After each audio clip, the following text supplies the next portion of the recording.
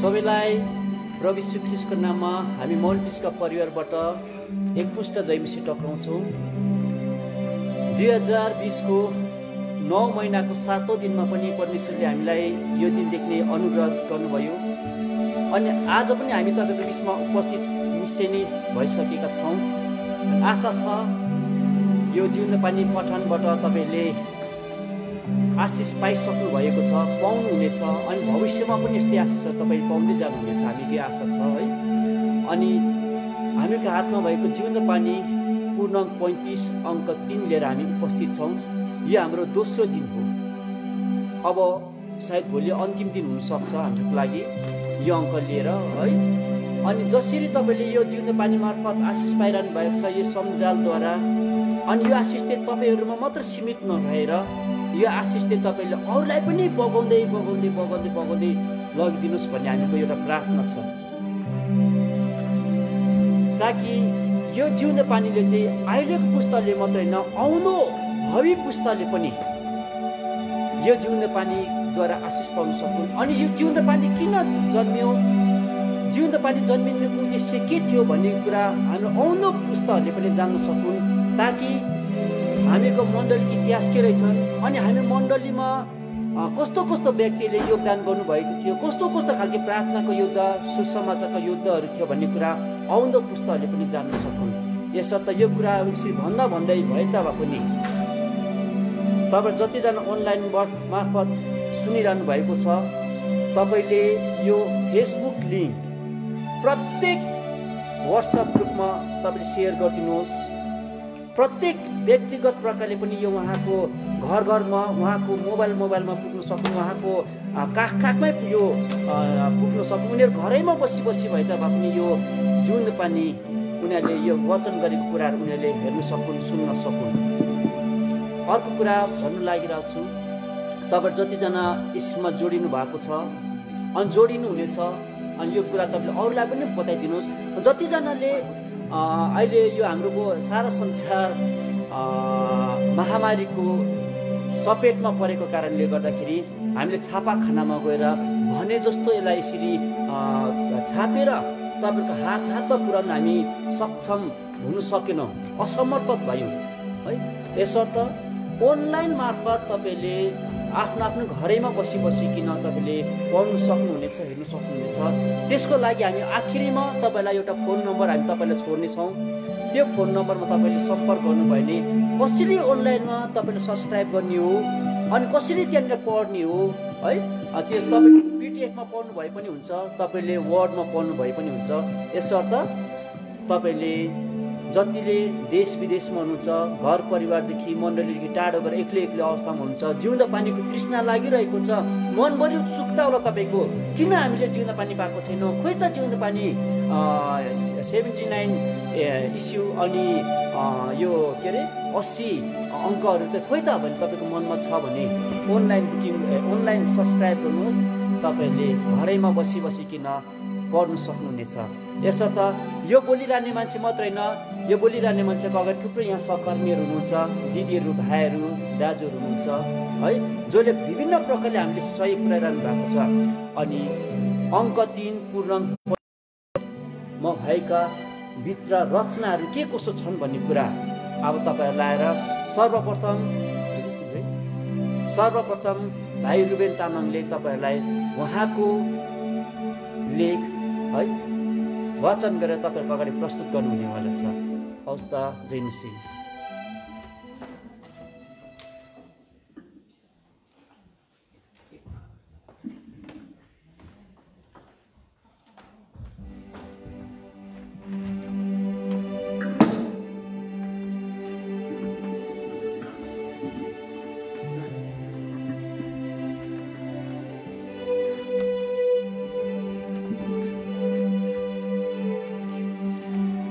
सबैलाई प्रेमी जमेसी, आज जुन अङ्कबाट म पढ्न गइरहेको छु यो छ वर्ष 9 अप्रिलदेखि जुन 2009 अनि अङ्क छ 3 अनि पूर्णाङ्क 35 अनि यसको पृष्ठ सङ्ख्या छ 5 देखिको लिएर 7 सम्म। यसको शीर्ष जो म पढ्न गइरहेको छु यसको शीर्षक छन् ख्रिस्टका असल सिपाही। अनि लेखक हुनुहुन्छ मणिप्रकाश देवान, जो गोसेन काठमाडौँका हुनुहुन्छ। येशू ख्रिस्टको असल सिपाही चाहिँ जीवनका धन्दाहरूमा फसाउँदैन।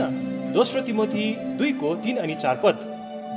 प्रेरित पावलको उक्त बयान अनुसार जसरी कुनै एक सिपाहीले आफूलाई अरू कुराहरूमा अल्मलाउँदैन, उसरी नै ख्रिस्टका सिपाहीहरू पनि संसारका कुनै पनि धन्दासँग अल्मलिनु हुँदैन। संसारका काम सोच विचारले हामीलाई अल्मलाउँछन् भने हामी अगाडि बढ्न सक्दैनौँ। हिब्रू 12:1 पद। सिपाहीले सर्वप्रथम आफूलाई भर्ना गर्ने अथवा आफ्ना प्रमुखलाई खुसी तुल्याउने कोसिस गर्छ। उसरी नै ख्रिस्टीय जवान सिपाहीले पनि ख्रिस्ट येशूलाई खुसी तुल्याउने प्रयत्न गर्नुपर्छ। सिपाहीको जीवन हर घडी तयारीको अवस्थामा रहनुपर्ने जीवन हो। अल्छी, निन्द्रा, डर, थकान जस्ता कुराहरूको महसुस गर्न पाइँदैन। दुःख होस् वा अप्ठ्यारो, घडीको सुईसँगै आफ्नो कर्तव्यलाई पूर्ण गर्न आफ्नो कामतर्फ प्रत्येक दिन दौडिरहन पर्ने हुन्छ। यसैले भर्ती भएपछि अवकाश प्राप्त नभएसम्म आफ्नो कार्यमा पूर्ण रूपले समर्पित हुनुपर्छ। हरेक सिपाहीहरू कष्ट र सङ्घर्षको बाटो भएर हिँड्नुपर्ने हुन्छ। जब एउटा जवान सिपाही ड्युटीमा रहँदा होस् या लडाइँमा, बाँच्छु कि मर्छु भन्ने कुरा उसलाई थाहा हुँदैन। ख्रिस्टको असल सिपाहीको रूपमा चिनिने स्टाफनस, जो ख्रिस्टको अधीनतामा रहेर ख्रिस्ट विरोधी यहुदीहरूको सामु आफ्नो हाकिम येशूको पक्षलाई समर्थन दिँदै बोलिरहेको अवस्थामा ती विरोधी यहुदीहरूको हातबाट शहीद हुनु पर्यो। प्रेरित 7:54-60 पदसम्म, जो येशू ख्रिस्टका सिपाहीहरूमध्ये पहिले शहीद हुन्। अर्को जवान सिपाही हुन् प्रेरित पावल, जो आफ्नो सिपाहीको कार्यमा रहँदा विरोधी यहुदीहरूले त्यसका मानिसहरूलाई उचालेर उस्काएर उनलाई मरणतुल्य अवस्थासम्म ढुङ्गाले प्रहार गरे। प्रेरित 14:19 पद। प्रेरित पावलको जीवनलाई हेर्दा उनी साँच्चै येशू ख्रिस्टका असल सिपाहीको रूपमा देखा पर्छ। सिपाहीबाट अवकाश हुने समयमा, अर्थात् दोस्रो तिमोथी 4:7 अनुसार उनको जीवनको अन्तिम घडीतिर उनी भन्छन्, मैले उत्तम लडाई लडेको छु, मैले मेरो दौड सिधाएको छु, मैले मेरो विश्वासलाई बचाइराखेको छु। यस वचनद्वारा प्रमाण गर्न सकिन्छ कि उनी एक असल सिपाही हुन् र सिपाहीमा हुनुपर्ने गुण र कर्तव्यहरू पुरा गर्दै आफ्नो मालिकमा अर्पित हुनुभयो। प्रेरित 15:26 पदले प्रमाण गर्छ, पावल एक असल योद्धा पनि हुन्, जो हाम्रा प्रभु येशू ख्रिस्टको नाउँमा आफ्नो प्राणसम्म खतरामा राख्न डराउँदैनथे। त्यसैले प्रेरित पावल जवान तिमोथीलाई मात्र होइन, आजका सारा मण्डलीका जवान दाजुभाइ दिदीबहिनीहरूलाई ख्रिस्ट येशूको अनुग्रहमा बलियो हो भन्दै हौसला अनि साहसपूर्ण वचन दिनुहुन्छ। येशू ख्रिस्टका असल सिपाही चाहिँ कष्ट भोग्दै र कष्टमा रहेर भए पनि आफ्नो सेवाको जिम्मेवारी ख्रिस्टमा पुरा गर्दै एक असल र भरपर्दो सिपाही बन्नुपर्छ। प्रेरित 14:22 पद। तब हामी पनि सिपाही पददेखि अवकाश भएको दिन अथवा जीवनको अन्तिम सास फेर्ने समयमा पावल चाहिँ बन्न सक्नेछौँ। मैले असल लडन त लडेको छु, मैले दौड सिधाएको छु, मैले आफ्नो विश्वासलाई बचाइराखेको छु।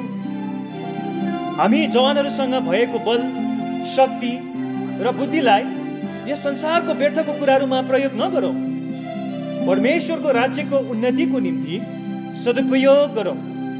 परमेश्वरलाई हामी अनि तपाईँ जस्तो जवानहरू अत्यन्तै आवश्यक परेको छ। जवानहरूका अभिभावकहरूले जोडतोड साथ प्रार्थना गर्नुपर्छ। मत्ती 9:36 पद। फसल त साँच्चै नै प्रशस्त छ, तर खेतालाहरू भने थोरै छन्। यसैले परमेश्वरको कार्यमा संलग्न हुनको निम्ति हामी जवानहरू जागी उठ्ने समय आएको छ। जवान भाइ बहिनीहरू ख्रिस्टीय सिपाही बन्नको निम्ति हाम्रो जीवनमा त्याग, बलिदान, इन्कार र समर्पित कायम राख्नुपर्छ। किनकि कोही पनि सजिलैसँग सिपाहीमा भर्ना हुन सक्दैन। संसारिक सिपाहीलाई विचारौँ, जब जवानहरू सिपाहीमा भर्ना हुन्छ तब आफ्नो इच्छा आकाङ्क्षालाई दबाएर सैनिक नियमभित्र बाँधिएर बस्नुपर्छ। ऊ सिपाही हुनुभन्दा अघि लामो केस राख्ने या हेयर स्टाइल गर्ने वा आफूलाई मन परे अनुसारको डिजाइनको पहिरन गर्ने अथवा बजारमा माग भइरहेका फेसन अनुसारको पोसाक, जुत्ता, फेसनयुक्त सामग्रीहरू लगाउने सोख राख्ने भने आज सिपाही बन्न पुगेपछि त्यसको नियम वा अनुशासनमा बाध्य भएर बस्नु अनिवार्य हुँदछ। सिपाही अनुशासनलाई ध्यानमा राख्दै मनले नचाहे तापनि सैनिक पोसाक, केस छोटो लगायत राख्ने, खाने, पिउने, हिँड्ने, बस्ने, सुत्ने इत्यादि प्रतिक्रियाहरूलाई महत्त्व दिनै पर्छ। यसैले आज्ञाकारिता र अनुशासनको अर्थ एउटा जवान सिपाहीले राम्रोसँग बुझेको हुन्छ। यी सबै कुराहरू त्यस सिपाहीको जीवनमा समर्पित भएको पनि हुन्छ। ऊ एउटा सिपाहीको नाताले हाकिमले अराएको आज्ञा मन परे नपरे तापनि उसले पालन गर्नै पर्छ। जस्तै एउटा कप्तानले दिएको आज्ञालाई उसले भन्न सक्दैन कि आज होइन म भोलि गर्छु भनेर, तर सलाम ठोकेर हतार साथ त्यसलाई पुरा गर्न तिनी लागि पर्नु पर्दछ।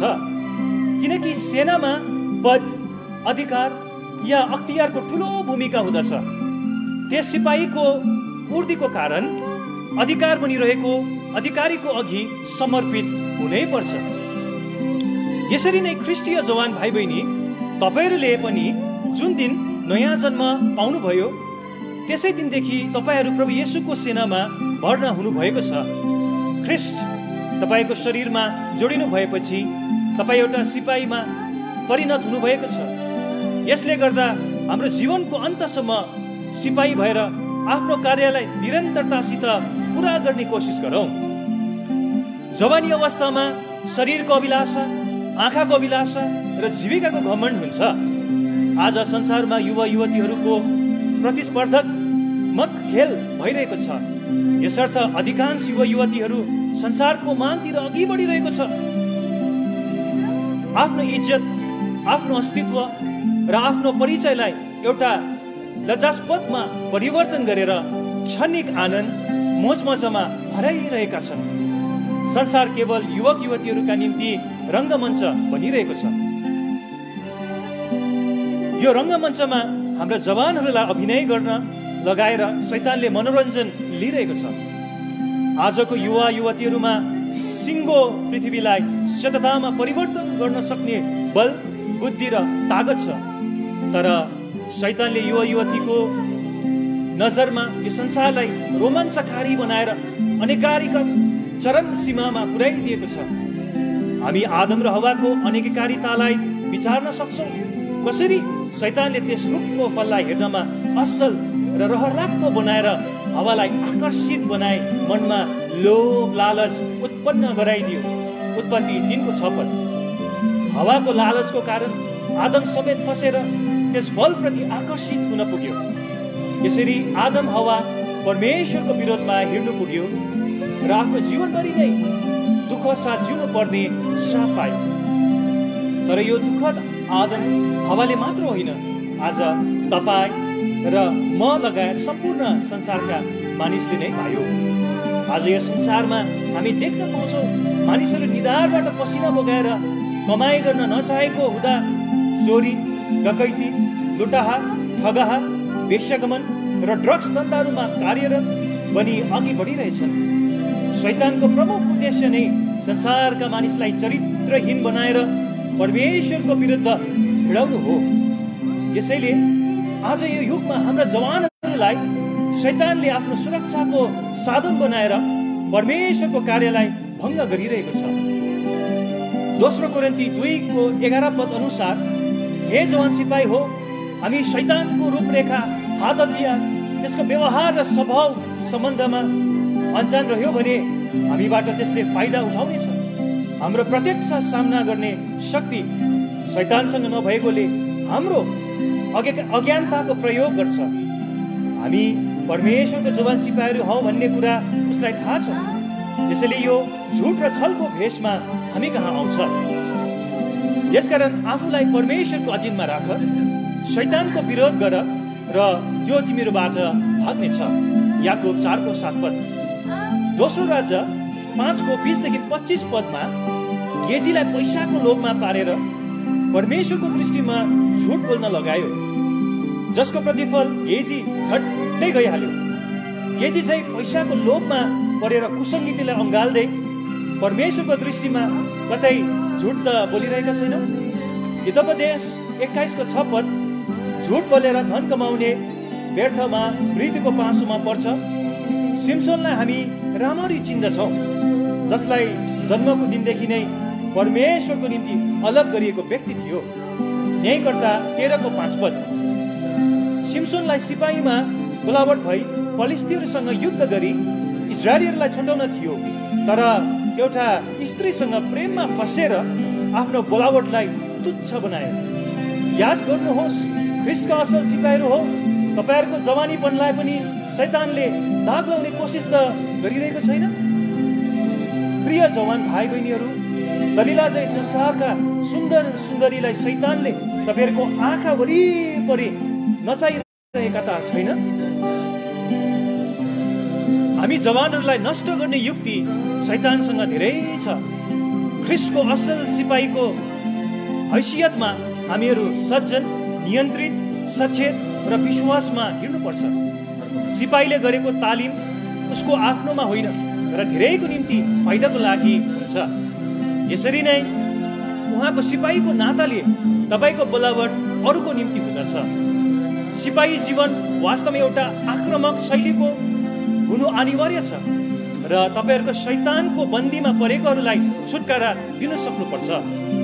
तिनीहरूका आत्मिक आँखा उगार्न, पाप मोचनको प्रचार गर्न र तिनीहरूलाई अन्धकारदेखि ज्योतितिर ल्याउनलाई र शैतानको शक्तिबाट परमेश्वरतर्फ फिराउनलाई उहाँको सेवामा समर्पित हुन हाम्रो बोलावट भएको हो। प्रेरित 26:16-18 पद, प्रेरित 15:7, रोमी 10:15, यसैया 40:9 पद।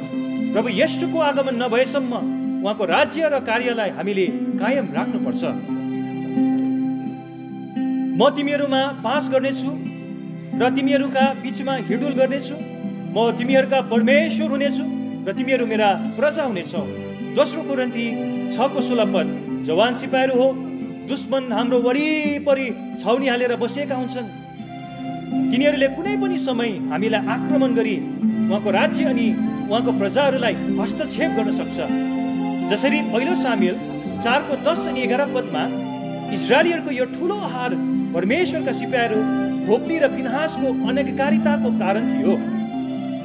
तिनीहरूको लापरवाहीको कारण पहिले हितहरूसँग हारको सामना गर्नु पर्यो।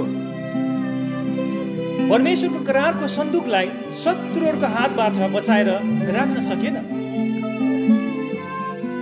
जवान सिपाहीहरू हो। हामीहरू आज्ञाकारी, इमान्दारी र अनुशासनको हतियार भिरेर चनाखो भइरहनु पर्छ।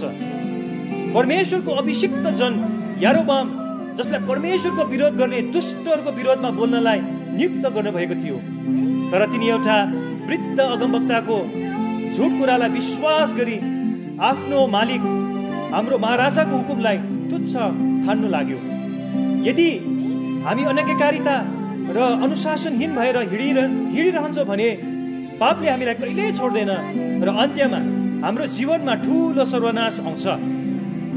हितोपदेश 8:36 पद, त्यो समय हामीले जति नै पश्चाताप गरे पनि हाम्रो बाँच्ने आशा हुँदैन। यो महत्त्वपूर्ण सत्यलाई हामी जवान सिपाहीहरूले कहिल्यै बिर्सनु हुँदैन। अनुशासनको अभावले गर्दा जवान भाइ बहिनीहरूमा समस्या उत्पन्न भएको हुन्छ। हाम्रो विचार भावनाको क्षेत्रमा अनुशासनको आवश्यकता पर्दछ। परमेश्वरले तपाईँ जवानहरूलाई जुन आज्ञा दिनुभए तापनि इमान्दारी साथ पालन गरी सिपाहीमा हुनुपर्ने स्वभाव आफूमा विकास नगरेसम्म ग्रहणयोग्य जीवन जिउन सकिँदैन। अनुशासन सैनिक जीवनको ठुलो गुण हो। हामीले मनमा जुन प्रकारका नकारात्मक वा सकारात्मक सोच हुन्छ त्यही चरित्र बाहिर निस्कन्छ।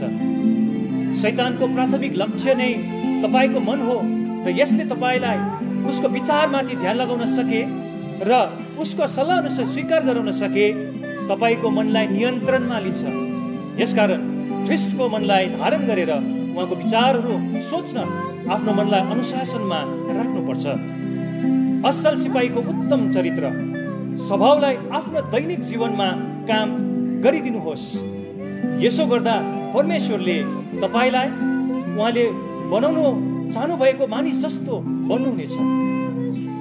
सेनामा भर्ना भएको सिपाही अरू धन्दामा अल्झिँदैन, किनकि उसलाई भर्ना गर्ने ख्रीष्ट येशूलाई खुसी पार्नु नै उसको लक्ष्य हो। दोस्रो तिमोथी 2:4, हितोपदेश 13:16, दोस्रो कोरिन्थी 2:9। धन्यवाद।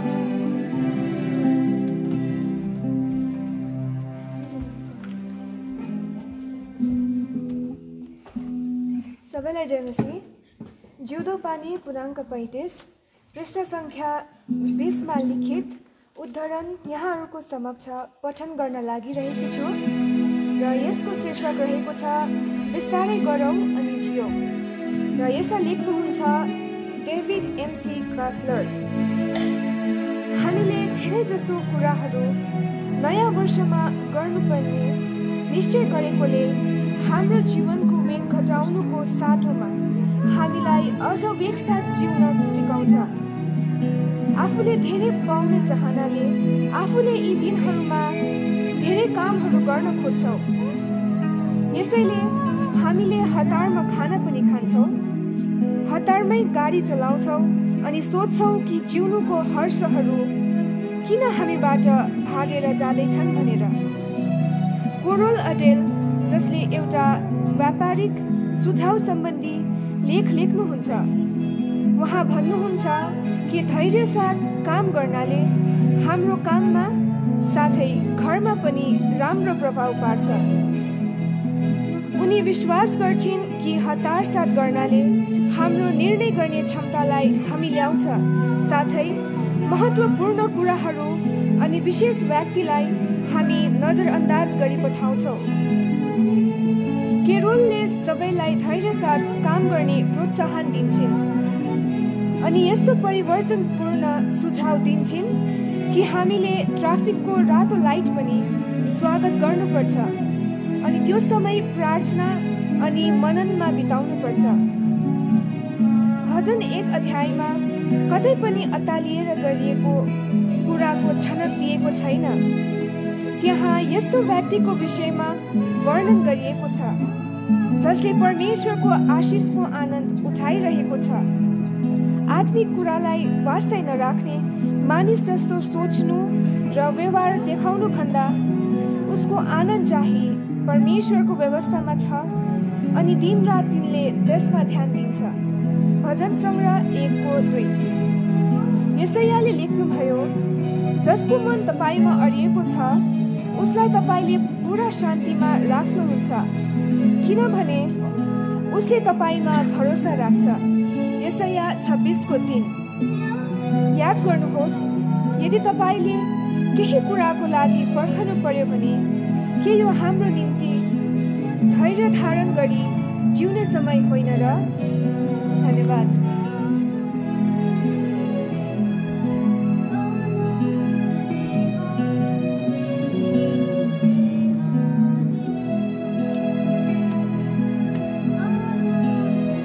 सबैलाई जय मसीह।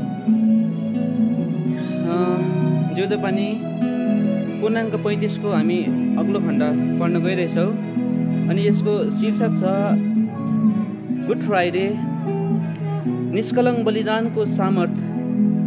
हामी सुरु गर्न गइरहेछौँ अनि यसको लेख्नु भएको रहेछ हाम्रो आदरणीय एलबी राई, यहोवा यिरे जोरथाङ। अङ्ग्रेजी भाषामा गुड फ्राइडे, सरल नेपाली भाषामा भनौँ शुभ शुक्रबार, वर्षमा एक दिन आइपर्ने यो गुड फ्राइडे सायद विश्वभरिमा नै एक अवकाश दिवस, a day of good rest भनेर मानिल्याएको हुनसक्छ। यो गुड फ्राइडे कोही साल मार्च महिनामा पर्छ भने कोही साल अप्रिल महिनाको सूचीमा परेको पाइन्छ।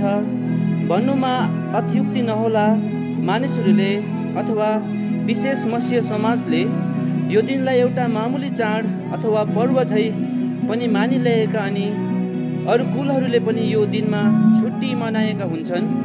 यद्यपि परमेश्वरको वचन अथवा बाइबलमा शुक्रबार नै हो भनेर लेखिएको अहिलेसम्म पाइएको छैनौँ तापनि येशू ख्रिस्टलाई खप्परे भनिने ठाउँमा लगेर ठुलो काठको क्रुसमा बनाएर त्यसमाथि मार्नलाई टाँगे भनी पर्याप्त ऐतिहासिक प्रमाणहरू रेकर्ड गरिएको बाइबलमा पाइन्छ। जस्तै मत्ती 27 अध्यायको 35 पद अनि मर्कुस 15 को 24 देखिको 25 पद अनि 33 पद, लुका 23 अध्यायको 33 पद, युहन्ना 19 अध्यायको 17 देखिको 18 पद अनि कयौँ अध्यायहरूमा र वचनहरूमा रेकर्ड गरिएको पाइन्छ। यो हर प्रकारले विश्वासयोग्य र सत्य कुरा हो। खप्परे भनेको हिब्रू भाषामा गलगथा हो। ल्याटिन भाषामा त्यो खप्परे डाँडालाई कलवरी भनिँदो रहेछ। हामी मानव जाति परमेश्वरका स्वरूप हौ भनी धेरैले भन्न सक्लान्। बाइबलमा अथवा उत्पत्ति 1 अध्यायको 26 पदमा परमेश्वरले भन्नुभयो, हामी हाम्रा आफ्नै स्वरूपमा मान्छे बनाऊ। तब परमप्रभु परमेश्वरले भूमिको माटोबाट मानिस बनाउनु भयो र तिनको नाकमा जीवनको श्वास फुकिदिनु भयो अनि मानिस जीवित प्राणी भयो। उत्पत्ति 2 अध्यायको 7 पद अनि यशाया 43 को 7 मा भन्नुहुन्छ, जसलाई मैले मेरो महिमाको निम्ति सृष्टि गरेको छु त्यसको आकार मैले नै बनाए। यसर्थ मानिस जाति पृथ्वीमा अथवा पानीमाथि सृष्टि भएका सर्व प्राणीहरू मध्येमा उत्तम र श्रेष्ठ प्राणी हुन् र यो मानव जीवनले आफ्ना सृष्टिकर्ता परमेश्वरलाई मात्र पवित्रतामा सुशोभित भएर आत्मा र सत्यतामा आदर प्रशंसा भक्ति बढाई र धन्यवाद गरिरहनु परेको थियो र उहाँलाई मानिस जातिको सुरु मानव एउटै मानिसको अनाज्ञाकारिताको कारणले गर्दा सबै मानिस जाति पापी ठहरिएका छन् अनि पापद्वारा मृत्यु आयो र मृत्यु सबै मानिसहरूमा अथवा संसारमा फैलियो। रोमी 5 को 12 पद लेखिएको छ, सबैले पाप गरेका छन् अनि परमेश्वरको महिमा रहित हुन गएका छन्। रोमी 3 को 23 अब भयो परमेश्वर रहित, स्वर्गीय शान्ति आनन्द रहित, स्वर्गीय ज्योति र जीवन रहित, हाय हाय ईश्वरीय सबथोक हराएको जीवन, स्वर्गीय स्थानदेखि लखेटिएको जीवन। उत्पत्ति 3 को 23 अनि 24 पद। तबदेखि नै सम्पूर्ण मानिस जातिले सफल अथवा मौलिक रूप हराइ पठाए अनि आफ्नै काल्पनिक र बनावटी इच्छा विचारमा नकल पार्दै यस पृथ्वीमा घुमफिर गर्न थालेका रहेछन् अनि धर्मको रूपमा परमेश्वरको नाउँमा गरिबहरूले ढुङ्गा मुढालाई देवता भन्न थाले। धनीहरूले चाँदी सुनको ताँबाको अर्थात् आफ्नो इच्छाअनुसार मूर्तिहरू सुनारलाई गलाउनु लगाएर देवता अथवा प्रभु भन्दै ढोक्न थालेका रहेछन्, जुन थोकहरू चल्दैनन्, हिँड्दैनन्, देख्दैनन्, बोल्दैनन् पनि। भजन सङ्ग्रह 115 को 4 देखि 8 पद। किनकि तीहरूमा जीवन छँदै छैन, हरेक मानिस मूर्ख र बुद्धिमान छन्, त्यसका मूर्तिहरूद्वारा नै लाजमा पर्नेछ औ तिनका श्वास छैन, ती व्यर्थका हुन्। दण्डको दिन अथवा इन्साफको दिनमा ती सबै नष्ट हुन्छन्। यिर्मया 10 को 14 देखिको 15 पद। संसारमा ज्ञानी मानिसहरूले भन्ने गरेका सुनिन्छ, मान्छे मरेपछि 84 लाख जुनी फेर्छन् अरे, धर्म कर्म गरियो भने राम्रै हुन्छ, फेरि पनि मानव जीवन पाउन सक्ला, नत्र कुकुर बिरालो सुँगुर पक्षीहरू किरा फटेङ्ग्रा इत्यादि। पहिले त मैले पनि त्यस्तै होला नि भन्थे, तर अब म आफैलाई धन्यको सम्झन्छु, किनकि परमेश्वरको वचन अथवा बाइबलबाट छलङ्ग दर्शन खुल्यो कि ती कुरा बिल्कुलै झुट हुन्। त्यो कुरा भालुलाई पुराण सुनाउँदा हेरेकै भो भने चाहिँ मात्र कुनै पशु प्राणी न किरा फटेङ्ग्रा केही पनि हुँदैन। तर यस्तो लेखिएको छ, मानिसहरूको निम्ति एकपल्ट मरण र त्यसपछि न्याय नियुक्त गरिएको छ। हिब्रू 9:27 पद। बाइबलमा अथवा प्रकाशको किताब 20:12-15 लेखिएको अनुसार दुवै साना ठुला मरेकाहरूलाई न्यायको निम्ति परमेश्वरको सामु उभिरहेका देखियो। पुस्तक खोलियो, जसको नाम जीवनको पुस्तकमा लेखिएको पाइएन, तिनीहरू आगोको झिलभित्र फ्याँकियो। यो दोस्रो मृत्यु हो, जहाँ तिनीहरूको किरा अथवा मन कहिले मर्दैन, आगो पनि कहिले निप्दैन। मर्कुस 9:44 अनि 46 पद। हो, त्यसबाट बाँच्ने र उम्कने कुनै उपाय छैन। पुरानो समयमा परमेश्वरका एक अगमवक्ता मोशाद्वारा तयार पारिएको व्यवस्थाका कर्मधर्म अनुसार परमेश्वरका प्रकोप अथवा क्रोधबाट बाँच्न अनि उहाँका सेवा गर्नलाई खोट रहितको भेडा वा बाख्राको पाठा मारेर त्यसको रगत मानिसहरूको निम्ति बसेका घरहरूमा चिन्ह लगाउनु पर्थ्यो। प्रस्थान 12:5 पद अनि 13 पद, लेवी 16:11 पद, 14 पद अनि 15 पद। तर यी व्यवस्थाका कर्मधर्महरू त केवल छाया मात्र रहेछन्। हिब्रू 10:1 पद। बहरहरू र बाख्राहरूको रगतले मानिस जातिका पापहरूलाई हरण गर्नु अथवा धुनु, शुद्ध हुनु सम्भव भएन। हिब्रू 10:4 पद। किनकि ती त पशु हुन्। नमुना लिऊ, रोगी मान्छेलाई उपचार गर्नलाई रक्तदानको आवश्यकता परेमा डाक्टरले कदापि पशुको रगत भए पनि हुन्छ भन्दैनन्, तर मान्छेको रगत, त्यो पनि स्वस्थ मानिसको रगत जाँच गरेर मात्र प्रयोग गर्दछ। अर्को पनि एक सानो नमुना लिऊ, छाया हेर्दै त्यसलाई पछ्याएर गए कदापि लक्ष्यमा अथवा टुङ्गोमा पुर्याउँदैन, तर भिरमा मृत्युमा पुर्याउँछ। व्यवस्थाको अधीनमा बसेकाहरूलाई भन्दछ कि हरेक मुख चुप रहोस् र सारा संसार परमेश्वरको सामु दोषी ठहरियोस्, किनकि व्यवस्थाद्वारा नै पापको स्मरण हुन्छ। रोमी 3:19 अनि 20 पद। त्यही कारणले अथवा पापको कारणले पृथ्वीलाई दुष्टहरूको हातमा दिइहाल्नुभयो भनी अयुब 9:24 लेखिएको पाइन्छ। अब नाउँहरू लिन अत्युक्ति नहोला कि 1 नम्बर साँप, पशुहरू मध्येमा धूर्त अथवा चनाखो। उत्पत्ति 3:1। यो प्रधान स्वर्गदूतको रूपमा सृष्टि भएको थियो। यसको खास काम थियो गोठाला गर्ने स्वर्गदूत, तर यो आफ्नो परमेश्वर अथवा मालिक भन्दा बाठा अथवा ज्ञानी हुनु खोज्दा त्यस स्थानबाट खसालिए र श्रापित हुन पर्यो। उत्पत्ति 3:14। पछि यसको नाउँ ठुलो सर्प, भूत अथवा अर्थात् शैतानमा परिणत भयो। प्रकाश 12:9। ठुलोको अर्थ शक्तिमान भूत। यसर्थ संसारले यही भूत अथवा शैतानको पूजा सेवा गर्दैछन्, तर आफ्नो परमेश्वरलाई होइन। व्यवस्था 32:17 अनि 2 नम्बर श्रीमती आदम अथवा स्त्री। उत्पत्ति 2:23। हवा। उत्पत्ति 3:20। सबै जीवितहरूकी आमा। बडो कष्ट र वेदनाद्वारा नानीहरू जन्माउनु अथवा सन्तान दिनु, इच्छा र भरोसा लोग्नेतर्फ हुनु अथवा पतिको अधीनतामा हुनु। उत्पत्ति 3:16। यसै कारण स्त्री जाति स्वभावले नै पुरुष जातिभन्दा ज्यादै चिन्ता र फिक्रीमा परिहाल्ने हुन्छन् र दुष्ट शैतानले सजिलै दोषी बनाउने मौका पाउन सक्दछ।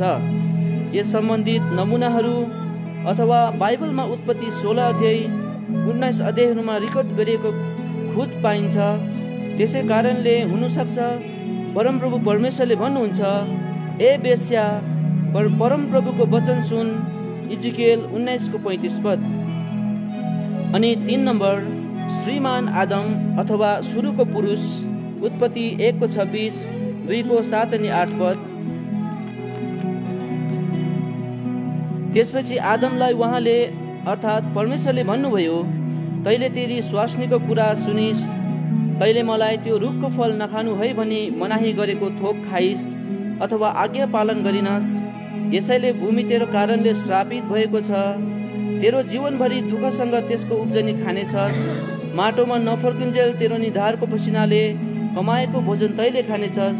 उत्पत्ति 3:17 अनि 19 पद। अब यो भोजनको अर्थ हुन्छ श्राप परेको माटोबाट उब्जाएको भोजन हो, तर स्वर्गीय भोजन होइन। यसले दर्शाउँछन् धर्म, कर्म, मन्त्रतन्त्र, टुनामुना, धामी झाँक्री इत्यादि। यी थोकहरूमाथि जनाइएका 3 व्यक्तिहरूद्वारा उत्पन्न भएको हो भनी आभास हुँदैछ, जुन कुरो चाहिँ परमेश्वरको दृष्टिमा घृणित हो। व्यवस्था 18को 10देखिको 12 पद। यसैको प्रतिक्रिया मानिस अदनको बगैँचाबाट अथवा वैकुण्ठबाट निकालिनु पर्यो र धपाइनु पर्यो। उत्पत्ति 3को 23 अनि 24 पद। 4को 1। तब त्यही दिनदेखि मानिस जाति परमेश्वर रहित भइ गए, शारीरिक अभिलाषी पराई। एफिसी 2को 12। अब शरीरले संसारमा गरी ल्याएका कामहरूको वर्णन जो यस प्रकारका छन्, जस्तै व्यभिचार, परस्त्रीगमन, अशुद्धता, मूर्ति पूजा, टुनामुना, शत्रुता, डाहा, झगडा, मतवालापन र भोजको मोज मजा इत्यादि। यस्ता काम गर्नेहरू परमेश्वरको राज्यमा प्रवेश पाउने छैनन् भनी बाइबलमा गलाती 5को 19देखि 21मा लेखिएको पाइन्छ। यसै कारण जतिकै मरिमरी धर्म कर्म गरे तापनि प्राण उड्छ, जीवन बित्छ, तर पापहरूको क्षमा, मुक्ति, उद्धार अनि साँचो शान्ति र आनन्द कहिले पाइएको अनुभव हुँदैन, बरु पाप पो अझ थपिँदै जान्छ। रोमी 3को 20। मानिस जाति मरेपछि वैकुण्ठै जाने आशा गरेका हुन्छन्, तर कसरी हुन्छ? बाइबलमा हिब्रू 9 अध्यायको 22 पदमा यस्तो लेखिएको छ, रगत नबगाइकन पापको क्षमा हुँदैन। तब कसको रगत? निष्कलङ्क पवित्र र जिउँदो रगतको नितान्त आवश्यकता पर्यो पापहरूको क्षमा र दुष्टताको फन्दाबाट छुटकाराको दाम चुकाउनलाई, किनकि आत्माको मोल ज्यादै हुन्छ र कहिले पनि तिर्न नसक्ने हुन्छ। भजन सङ्ग्रह 49को 7 अनि 8 पद। अब परमेश्वरबाट मानिस जातिका बीचमा ठहराएको न्याय र दण्ड एवं विनाशबाट कसरी बाँच्ने त? उत्तर 1 नम्बर, मानिसका पुत्र अर्थात् येशू ख्रिस्ट सेवा पाउनलाई होइन, तर सेवा गर्न र धेरैको उद्धारको निम्ति आफ्नो प्राण दिनलाई आउनुभयो। मत्ती 20को 28। होम बलि र पाप बलिहरूमा तपाईँ प्रसन्न हुनु भएन। तब मैले भने, हेर्नुहोस् हे परमेश्वर, तपाईँको इच्छा पुरा गर्नलाई म आएको छु। पुस्तकको मुठामा मेरो विषयमा लेखिएको छ। हिब्रू 10को 6 अनि 7 पद। अनि 2 नम्बर, किनभने यो नयाँ बाचाको मेरो रगत हो, जो चाहिँ धेरै बहाइन्छ। मत्ती 26को 28, मर्कुस 14को 24, लुका 22को 20, लेवी 17को 11। अनि 3 नम्बर, परमेश्वरले हामीतर्फ उहाँको आफ्नो प्रेम यसैमा प्रमाणित गर्नुहुन्छ कि हामी पापी छँदै ख्रिस्ट हाम्रा निम्ति मर्नुभयो, बलिदान हुनुभयो। उहाँको रगत धर्मी ठहरिएको हुनाले परमेश्वरको क्रोधबाट उहाँद्वारा बाँच्नेछौँ। रोमी 5को 8 अनि 9। अनि 4 नम्बर, उहाँका अथवा परमेश्वरका पुत्र येशू ख्रिस्टको रगतले हामीलाई सब पापबाट शुद्ध पार्छ। पहिलो यूहन्ना 1को 7। अनि 5 नम्बर, परमेश्वर र मानिसहरूका बीचमा एउटै मध्यस्थ पनि छन्, अर्थात् ख्रिस्ट यीशु जो मानिस हुनुहुन्छ। पहिलो तिमोथी 2को 5। अनि 6 नम्बर, येशू ख्रिस्ट बाटो, सत्य र जीवन, परमेश्वर पिता कहाँ पुग्नलाई यूहन्ना 14को 6। यस प्रकारले येशू ख्रिस्टको क्रुसमाथि भएको बलिदानद्वारा सबै व्यवस्था विधि विधानको अन्त भएको छ। परमेश्वरको भस्मकारी क्रोध एवं दण्डको आज्ञा अथवा न्याय निभियो। रोमी 8को 1। बन्द गरिएको स्वर्गीयको दरवाजा खुलियो, अथवा जस कसैले यस प्रकारको रहस्य र मिठास प्राप्त गर्नुभएको छैन भने पढ्नुहोस्, बुझ्नुहोस् र चाख्नुहोस्। दुनियाँमा पनि नपाएको अति स्वादिलो थोकको अनुभव गर्नुहुनेछ, रमाउनुहुनेछ। तब क्यालेन्डरमा छापिएको गुड फ्राइडेको छुट्टी मनाउन मात्र होइन, तर त्यो दिनलाई भेरी मच इम्पोर्टेन्ट डे अथवा बेस्ट फ्राइडे भनौँ र हृदयको तहबाट परमेश्वरको प्रेम, प्रभु यीशुको निष्कलङ्क बलिदानको निम्ति सदैव ऋणी बनेर धन्यवाद भन्दै यो क्षणभङ्गुर जीवन बिताई अनन्तको स्वर्गीय जीवनमा प्रवेश गरौँ। यूहन्ना 3को 16, पहिलो यूहन्ना 5को 11। धन्यवाद।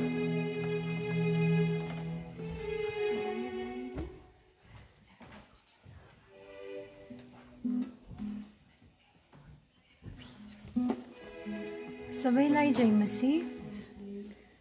जिउँदो पानी पूर्णाङ्क 35 पृष्ठ सङ्ख्या 33 मा प्रकाशित बाइबल अध्ययनको रचना, जसको शीर्षक छ न डराऊ, बोल्दै जाऊ, चुप नलाग, किनकि म तिम्रो साथमा छु। अनि जसको शीर्षक हुनुहुन्छ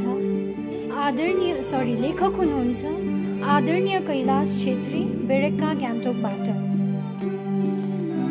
दिदी भेनाको घरमा बात हुँदै गर्दा मेरो आत्मिक उन्नतिको ख्याल गरिरहने भेनाले भन्नुभयो, भोलि गुड फ्राइडे प्रभुको मृत्युको प्रचारको सेवा राखिएको छ। यसो समय पाउँदा गयो भने त राम्रो हुन्छ।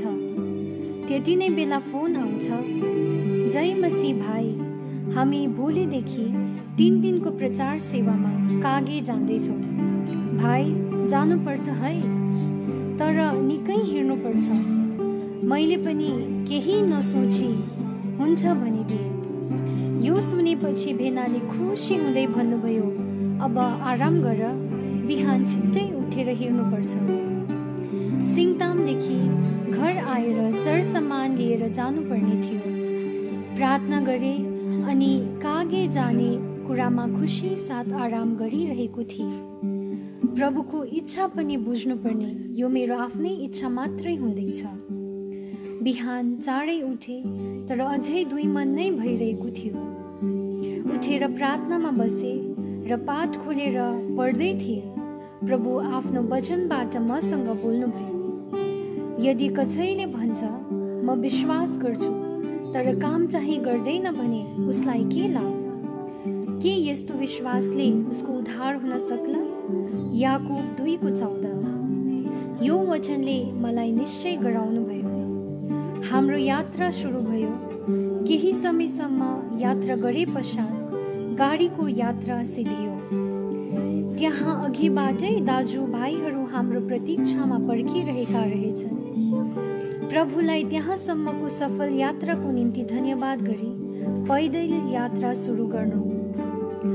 हामी आफ्नो रेजिमेन्टमा नियम अनुसार देश सेवाको निम्ति गाउँ शहरहरूमा पेट्रोलिङ जानुपर्छ। तर आज म प्रभुको सेवामा जाँदा यसरी अति आनन्द लागिरहेछ। जति हिँड्यो उति आनन्द बढ्दै गएको अनुभव गर्न थाले। हिँड्नुपर्छ है भन्ने शब्द त कता गयो कता। कागेको उकालो माइकमा सुसमाचारका गीतहरू गाउँदै वचन बोल्दै सबै आनन्दित देख्दा मैले आफूलाई त खाली पाएँ। मलाई यस्तो अनुभव कहिले भएको थिएन। एउटा ठाउँमा एउटा दाजुले कराई प्रचार देख्दा मलाई पनि भित्रबाट प्रचार गर्ने इच्छा भयो। यसरी 2 घण्टाको यात्रा कति छिटो सकिएछ थाहै भएन। यति आनन्दमय यात्रा भयो, त्यसको वर्णन गर्ने शब्द छैन। भाइजी भक्त सिंहको पुस्तकको याद आयो, जसलाई हामीले साधारण प्रकारले पढेर कल्पना मात्र गर्न सक्छौँ, तर आनन्दको अनुभव त उहाँलाई मात्र थाहा थियो। सङ्गतिदेखि टाढा रहनु परेकोले धेरैले मलाई नचिन्ने हुनाले आफ्नो परिचय दिँदै यात्राका अनुभवहरू बाँड्दै रहे। पैदल यात्रा गरेर सेवामा निस्केको यो पहिलो पल्ट थियो मेरो निम्ति। अरू समय त खुसी मात्र हुन्थे, तर आज म अति नै आनन्दित छु। प्रभुमा कष्ट सहनु अनि आनन्दको हकवाला हुनु अति आनन्दको कुरो हो। मलाई यस्तो थाहा लागिरहेको थियो, मैले विगतका समयहरूमा छोडेको सेवाहरूको याद आयो। आशिष र खुसीका समयहरू मैले व्यर्थका थोकहरूमा खेरो फालेछु। बेलुकी सेवा सुरु भयो। धेरै ठाउँहरूबाट आएका भए तापनि एउटै मनको भएर प्रभुको चरणमा रही आशिषका सम्भागी बन्यौँ। प्रभुले आफ्नो सत्य र जीवित वचनद्वारा धेरै प्रकारले बोल्नुभयो। जसरी कुनै मिठो चिज खाँदै सकिहाल्छ, अरे सकिहालेको, अझै पाए हुने थियो भन्दै वचनहरू सकियो। ती वचनहरूमध्ये एउटा उदाहरण मलाई याद आउँछ। एक व्यक्ति जो सङ्गतिदेखि अनि प्रभुदेखि पनि टाढा भएछ र ऊ एक दिन ठुलो नदी पार गरेर पारी जानुपर्ने र पार गर्नलाई एउटा नाउको सहायता लिनुपर्ने थियो। ऊ नाउमा बस्छ र त्यो नाउ चलाउने व्यक्ति चाहिँ एक विश्वासी थिएछ। नाउँमा सवार गर्दै जाँदा उसको ध्यान त्यो नाउँ खियाउने दाबिलोमा पर्छ। त्यो एउटामा विश्वास र अर्कोमा काम लेखेको थिएछ। त्यस व्यक्तिले नाविकलाई त्यसको अर्थ सोध्छ, तर त्यस नाविकले उसलाई भन्छ, म तपाईँलाई मुखले भन्दिनँ, तर तपाईँ आफै बुझ्नुहोस् भनेर उसले काम लेखेको दाबिलोलाई हटाई विश्वास लेखेकोले चलाउन थाल्छ। त्यसो हुँदा त नाउ अगाडि नकुदेर एउटै ठाउँमा मात्र घुमिबस्छ। यस उदाहरणले म त आफूलाई आजसम्म एउटै ठाउँमा नै घुमिरहेको भेटाएँ। यो मेरो आत्मिक जीवनको मोडको कारण बन्न पुग्यो।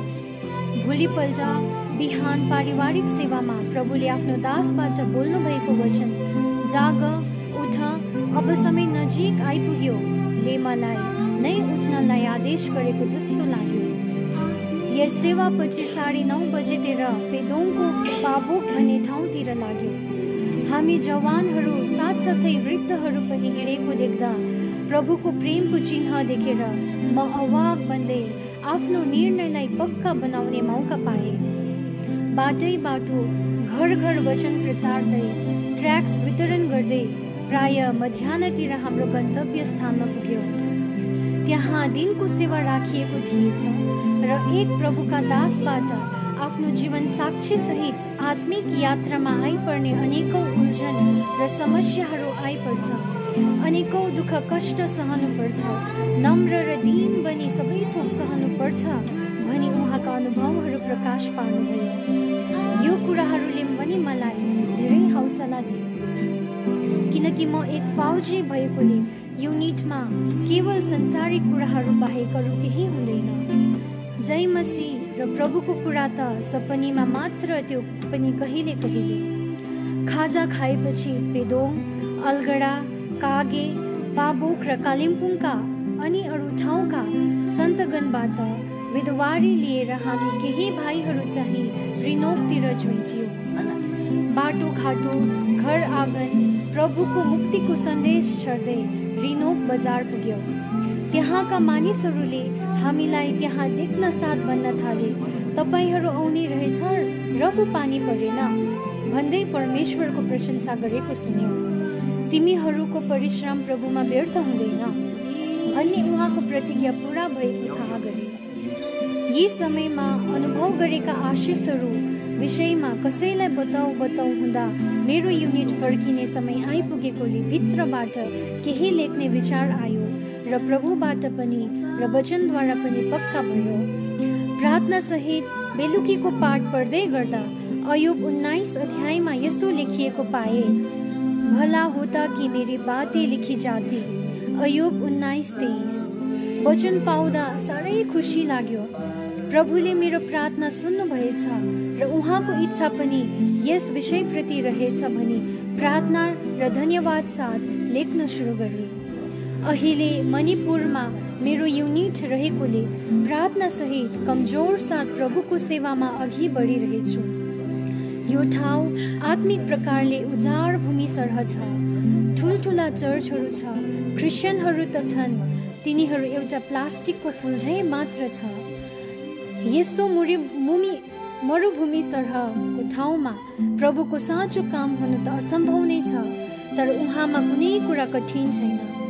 यसर्थ हजुरहरूले प्रार्थनामा अवश्य नभुल्नुहोस्।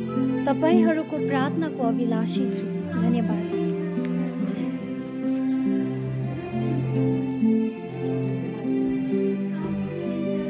फेरि पनि यहाँहरूको अघि एउटा छोटो उदाहरण लिएर आएकी छु र यसको शीर्षक रहेको छ परमेश्वरको वाणी।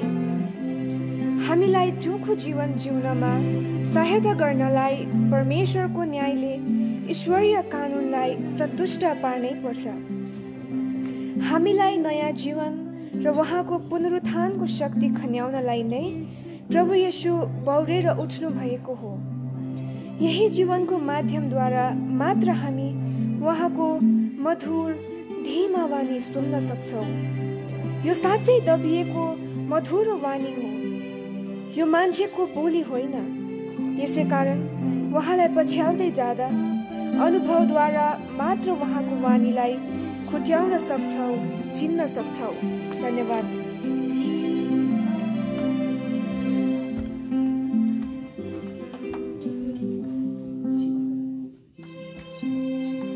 सबैलाई जय मसी। अब म तपाईहरूलाई बाइबल अध्ययनतिर लगिरहेकी छु। त शीर्षक छ कसैको रोकटोक बिना प्रचार गर्थे। लेख्नुहुन्छ भाइजी भक्त सिंह, अनुवादक श्रद्धेय दाई सेत राई, ग्याङ्टोक कालिम्पोङबाट। पृष्ठ सङ्ख्या 2 देखि 4 सम्म। अनि पुरा साहससँग कसैको रोकटोक बिना परमेश्वरको राज्यको प्रचार गर्थे र प्रभु यीशु ख्रीष्टका विषयमा सिकाउँथे। प्रेरित 28:31। कसैको रोकटोक बिना वा कसैको बाधा बिना यस पदको विशेष ध्यान खिच्न चाहन्छु। हाम्रा मसीह जीवनलाई एउटा बार, हर्डल या अप्ठ्यारो दौड, अब्स्टेकल रेस, जो स्कुलमा प्राय सबैले खेल्न सिकेको हुन्छ। जसले यस दौडमा भाग लिएको हुन्छ उसले यस्ता अप्ठ्यारा बारलाई नाङ्दै दगुर्नुपर्छ।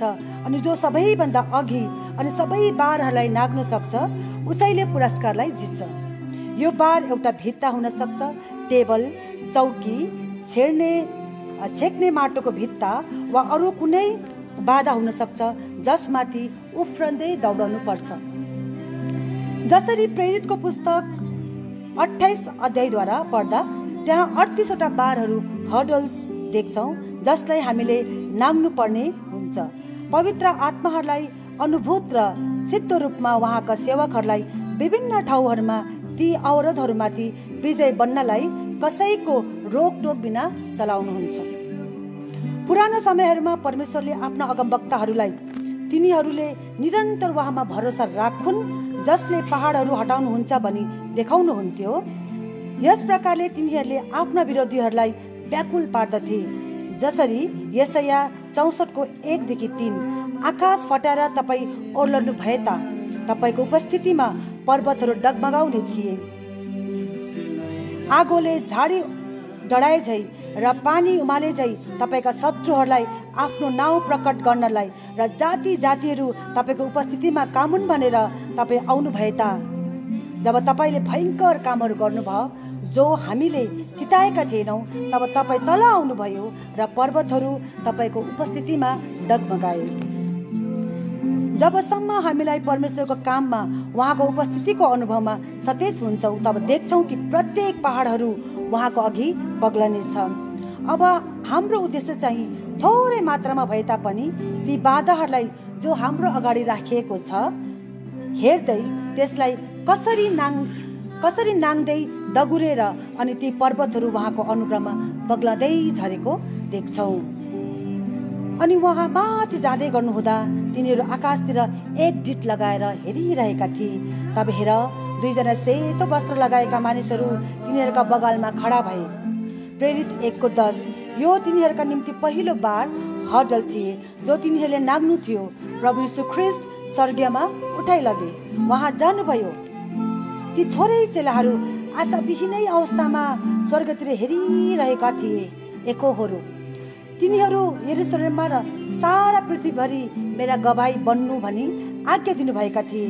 प्रभुले भन्नुभएका कुराहरू तिनीहरूलाई थाहा त थियो, तर उहाँले तिनीहरूको निम्ति केही प्रारूप वा उपाय वा ब्लुप्रिन्ट छाडिराख्नु भएको थिएन। यसैले तिनीहरू आपस्तमा एकअर्काप्रति के गर्नुपर्ने हो, कहाँ जानुपर्ने हो, उहाँले हामीलाई केही बताइराख्नु भएको भए सरल पर्ने थियो। कहिले यरुशलेममा अनि केही समय सामरियामा अनि यसरी नै अरू ठाउँहरूमा पनि उहाँले केही नछोडी गइहाल्नुभयो। उहाँले तिनीहरूलाई यति मात्र भन्नुभयो, जबसम्म पवित्र आत्माको शक्ति तिमीहरूमाथि आउँदैन यरुशलेम छोडेर कहीँ नजानु। सङ्ख्यामा तिमीहरू साह्रै कम थिए अनि तिनीहरूको समस्या थियो। यसमाथि पनि तिनीहरूका निम्ति अरू 3वटा पहाड रूपी बाधाहरू थियो जसमाथि तिनीहरू विजय बन्नु थियो। क, यहुदी जाति जसले तिनीहरूलाई घृणा गर्दथे। ख, रोमी शासकहरू जसले तिनीहरूलाई शास्ति दिँदथे। ग, मूर्ति पूजक ग्रीकहरू र तिनीहरूको रीतिविधिहरू। जहिले पनि परमेश्वरबाट हामीले सन्देश वा कुनै प्रकारको जिम्मेवारी पाउँछौँ तब प्रथम प्रश्न हामीमा खडा हुन्छ, अब कसरी सुरु गर्नु? हामी सोच्न थाल्छौँ यो त ठुलो जिम्मेवारी हो अनि यो विषय त एकदमै अप्ठ्यारो छ। हामी ती व्यक्तिहरूप्रति अप्ठ्यारो ठान्दछौँ अनि समस्यामा पर्छौँ अनि कसरी अघि बढ्नुपर्ने थाहै छैन। हामी अब स्पष्ट दिशानिर्देश चाहन्छौँ र परमेश्वरको यस्तो प्रकारले काम गर्नु हुँदैन। परमेश्वरको कुनै पनि कामलाई हामीले सोच्नु हुँदैन कि उहाँले अमेरिकामा भिन्दै, इङ्ल्यान्डमा अर्कै र मद्रासमा अर्कै प्रकारले काम गर्नुहुन्छ भन्ने, तर उहाँले सब ठाउँमा एकै प्रकारले काम गर्नुहुन्छ। उहाँ हाम्रा विचार र उपायभित्र आउनुहुन्न, तर धीरज साथ उहाँको कामलाई पर्खिरहेको चाहनुहुन्छ। हाम्रा निम्ति चाहिँ यो एकदमै समस्याप्रद देखिन्छ। जस्तो 11 पदमा चेलाहरूलाई भयो, 2 जना सेतो वस्त्र लगाएका मानिसहरू तिनीहरूका बगलमा खडा भए अनि तिनीहरूले भने, हे गलिलका मानिसहरू हो, तिमीहरू किन आकाशतिर हेर्दै उभिन्दछौ? तिमीहरूको बीचबाट स्वर्गमा उठाउनु हुने यही यीशु नै यही प्रकारले आउनुहुनेछ जसरी उहाँलाई स्वर्गतिर जाँदै गरेको तिमीहरूले देख्यौ। यी कुराले तिनीहरू साह्रै विचलित भए, किनकि उहाँ जानुभयो, तिनीहरूका प्रभु जानुभयो। तिनीहरूलाई प्रष्टै बताए कि प्रभु यीशु ख्रीष्ट यही प्रकार फेरि आउनुहुनेछ। यस कुरालाई तिनीहरूले केवल विश्वास मात्र गरी थोरै वा धेरै समयको निम्ति पर्खिरहनु पर्ने थियो। तिनीहरूले जान्नु पर्थ्यो, पर्खनु पर्थ्यो जसरी तिनीहरूलाई बताएको थियो र आफ्नो समयमा उहाँ आफैले तिनीहरूलाई बताउनुहुन्थ्यो उपरान्त के गर्नुपर्ने हो। प्रथम त हामीले परमेश्वरको समयलाई पर्खनु पर्छ। हामीले बडो धीरज साथ पर्खिनुपर्छ, किनकि हरेक कुरामा उहाँको समय हुन्छ अनि उहाँले आफ्नो समयमा काम गर्नुहुन्छ। हामी त्यति बेलासम्म चल्नु हुँदैन जबसम्म उहाँबाट अघि बढ्ने आदेश आउँदैन। जब उत्तर भारतमा प्रभुको काम सुरु भयो, हामीले उद्देश्यहरू चलाएनौँ। हाम्रो उपाय थिएन प्रथम त हामी दक्षिण भारततिर प्रचारको काम गर्ने, त्यसपछि उत्तर भारतमा अनि मध्य भारततिर। हामीले लगातार प्रार्थना गरिरह्यौँ, प्रभु हाम्रा विचार उपायहरू तोड्नुहोस् अनि तपाईँको विचार अनुसार होस्। अनि उहाँको अगुवाई र निर्देशन आयो, तब सबै वातावरण र स्थितिलाई नहेरी हामी अघि बढ्यौँ। यदि परमेश्वर तपाईँसँग कुनै विषयमा बोल्नुहुन्छ भने पर्खनुहोस्। यसको निम्ति कुनै सङ्गी सेवक या अरूसँग तर्क वितर्क नगर्नुहोस्, किनकि उनीहरूले केही सहयोग दिन सक्दैन। यो परमेश्वर र तपाईँको बिचको व्यक्तिगत विषय हो। हामी यति मात्र जान्दछौँ कि परमेश्वरले हामीसँग व्यक्तिगत प्रकारले वर्ताव गर्नुहुन्छ अनि हामीले उहाँमाथि प्रतीक्षा गर्नुपर्छ जबसम्म उहाँले ठहराउनु भएको समय निश्चित पुरा हुँदैन। सुरुका समयहरूमा चेलाहरूको प्रश्न थियो, हामी त थोरै मात्र छौँ, तर दोस्रो अध्यायमा ठिक विपरीत हुन गयो, हामी धेरै भयौँ। तब जतिले आनन्दसित उहाँको वचन ग्रहण गरे तिनीहरूले बप्तिस्मा लिए अनि त्यसै दिन प्राय 3000 मानिसहरू तिनीहरूमा थपिए। प्रेरित 2:41। अब दोस्रो खुट्किलो सहन गर्नुपर्ने बाधा, अब्स्टेकल्स। अब तिनीहरूलाई कसरी गोठाला गर्नु, सेफहार्डिङ, कसरी क्रमलाई यथावत राख्नु वा अनुशासनबद्ध रहनु। यदि काम थोरै अनि बिस्तारै सुरु भएको भए तिनीहरूले सजिलै सञ्चालन गर्नु सक्ने थिए, तर खाँचोहरू पनि पुरा गर्न सकिन्थ्यो। तर यति अकस्मात हुन गयो कि मानिसहरूका भिड भए अनि अब यिनीहरूलाई अट्टाउने घरहरू, खुवाउनलाई भोजनको बन्दोबस्त कता हो कता। अब अघिल्लो पदले स्वर्गीय उत्तर दिँदछ अनि यसले सदैव रहने शासन सिद्धान्त जसमाथि परमेश्वरको काम रहँदछ। अनि तिनीहरू प्रेरितहरूको शिक्षामा, सङ्गतिमा, रोटी भचाइमा र प्रार्थनाहरूमा दृढतापूर्वक लागिरह्यो। प्रेरित 2:42। परमेश्वरले हामीलाई 2टा या 2000 आत्मा दिनुहुन्छ। सङ्ख्या चाहिँ अगुवाईको साधन त होइन। आत्मिक सिद्धान्तहरू सदा अपरिवर्तित हुन्छ अनि परमेश्वरका सेवकहरूले बताए अनुसार उहाँका कामहरू स्थापित हुनलाई अनि वृद्ध हुनलाई सठिक प्रबन्ध हुँदछ। तपाईँले दैनिक बाइबल अध्ययनको खाँचोलाई ध्यान दिनुहुन्छ अनि तपाईँले घरौ सेवाहरू लगातार गर्नुहुन्छ र हरेकलाई प्रचारको कामको निम्ति नियुक्त गर्नुहुन्छ। तिनीहरूलाई तिनीहरूका पुरानो बाँकी ऋण असुली गर्न लाउनुहुन्छ। एकअर्काप्रति भुल दोष माफी माग्न लाउनुहुन्छ। तरै पनि नयाँ बाँचेकाहरूको आत्मिक जीवनको उन्नति हुन नसकेको देखिन्छ। किनकि तपाईँले परमेश्वरको क्रमलाई ठिकसँग नपछ्याएको कारण हो। परमेश्वरले दिनुभएको क्रम अनि तिनीहरू लगातार प्रेरितहरूको शिक्षामा लागिरहे। मानिसको सिद्धान्त या मानिसको तर्कविहीन परमेश्वरको पवित्र वचनबाट दिएको क्रम हो। यही कारणले हामी मानिसहरूलाई अरू फाल्तु पुस्तकहरू पढ्नुभन्दा उहाँको वचन नै पढ्न सल्लाह दिन्छौँ। मैले अरू साहित्यिक आत्मिक पुस्तकहरूलाई विरोध गर्न खोजेको होइन, तर म सल्लाह दिँदछु सबैभन्दा पहिला हामीले बाइबल पढ्नु अनिवार्य छ। हामी विश्वासी जन चाहिँ परमेश्वरको वचनमा एकदमै चिर परिचित हुनुपर्दछ। हामीले उहाँको वचनद्वारा उहाँको उद्देश्यलाई बुझ्नुपर्छ। यही कुरा ती प्रेरितहरूले गरेका थिए। तिनीहरूले व्यवस्थामा प्रभु यीशु ख्रीष्टको विषयमा अनि अगमवक्ताहरूको विषयमा तिनीहरूको ध्यान आकर्षण गराउँथे। अब आयो सङ्गति। प्रेरितहरूले साँचो सङ्गतिमा उत्साह दिन्थे, किनकि सङ्गति विश्वासीको शक्ति हो। विश्वासीहरू जति सक्दो एक अर्कामा परमेश्वरले गर्नुभएका अनुभवहरू बाँडचुँड गर्नलाई सङ्गतिमा रहनु अनिवार्य छ। परमेश्वरको विश्वासयोग्यतालाई सङ्गति मार्फत बाँडचुँड गर्दै आत्मिक वृद्धि गर्नलाई उत्साह दिन्छौँ। किन मानिसहरू एक अर्कामा भेला हुनलाई त आउँछ, तर तिनीहरू सङ्गतिमा बस्न चाहँदैनन्। तिनीहरू चियाको सङ्गति, कफीको सङ्गति रुचाउँछन्, तर साँचो सङ्गति जो प्रभुसँगको छ मन पराउँदैनन्। तर प्रेरितहरूले रोटी तोड्ने सेवा आरम्भ गरे। तपाईँ जहाँ पनि मेहनत गर्नुहुँदैछ, एकअर्कामा रोटी तोडाइको सेवाको निम्ति भेला हुन नभुल्नुहोला, चाहे त्यहाँ थोरै मानिसहरू मात्र किन नहोस्। यस्तो प्रकारको सङ्गति अति नै अचम्मको हुँदछ। यो मेरो विचार अनि अनुभव पनि हो। जहाँ मानिसहरू प्रभुको टेबल अघि उपासनामा भाग लिन सक्छन्, उनीहरू साह्रै उत्सुक बन्दछन्, आत्मविभोर हुन्छन्। उनीहरू प्रचारक र प्रचारमा निर्भर हुँदैनन्, तर आत्मविभोर भई प्रेरित बन्छन्। तिनीहरूका नेत्र मानिसहरूमा या कुनै अन्य थोकहरूमा नभएर प्रभुमाथि रहन्छ। हामीलाई साह्रै खुसी लाग्यो एउटा गाउँमा जहाँ हामी उपासनाको सेवाको निम्ति भेला भएका थियौँ। केही क्षण अघि सुरु भएको विश्वासीहरू खुसी साथ आत्मिक सङ्गति गरेको देख्छन्। पहिला तिनीहरूले बाइबलसम्म पढ्न नसक्ने, तर अब तिनीहरू प्रार्थना गर्छन्, तिनीहरू उपासना चढाउँछन्, तिनीहरूले बडो खुसी साथ दिने काम गर्छन्। यद्यपि तिनीहरू गरिब छन्।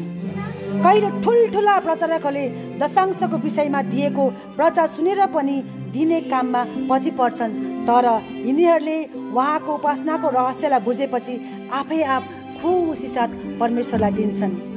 मलाई धेरैपल्ट सोध्ने गर्छन्, तपाईँ कसरी तपाईँको आवश्यकता पुरा गर्नुहुन्छ? म भन्ने गर्छु, हामीले कहिले खाँचो टार्न सक्दैनौँ। हामी धेरैपल्ट गाउँतिर गरिब मानिसहरू कहाँ गयौँ, त्यहाँ परमेश्वरले हाम्रो खाँचो पुरा गर्नुभयो। तब हामीले जान्यौँ यो केवल परमेश्वरले मात्र गर्न सक्नुहुन्छ। कस्तो अचम्मको कुरा! कसरी तिनीहरूको लाज कहाँ हराए, उनीहरूका जिब्राहरू खोलिए। तिनीहरूले साहससित बाहिर प्रचार गरे, किनकि तिनीहरूले उपासनामा प्रभुलाई देखे। यसरी नै तिनीहरू एक अर्काका निम्ति प्रार्थना गर्न सिके अनि एक अर्कासँग गरिएका प्रार्थना र अन्तर्विन्तीमा हाम्रा खाँचाहरू परमेश्वरमा जाहेर गरिन्दछ। म तपाईँसँग निवेदन गर्दछु, दया गरी रोटी तोड्ने विषयमा अरूबाट हुने समालोचनादेखि नडराउनुहोस्। अरू संस्थानहरूले के भन्ला भनेर पनि नडर। उनीहरूले यसको साँचो अर्थ बुझ्दैनन्। उनीहरूले भन्ला फेरि प्रचार नगर।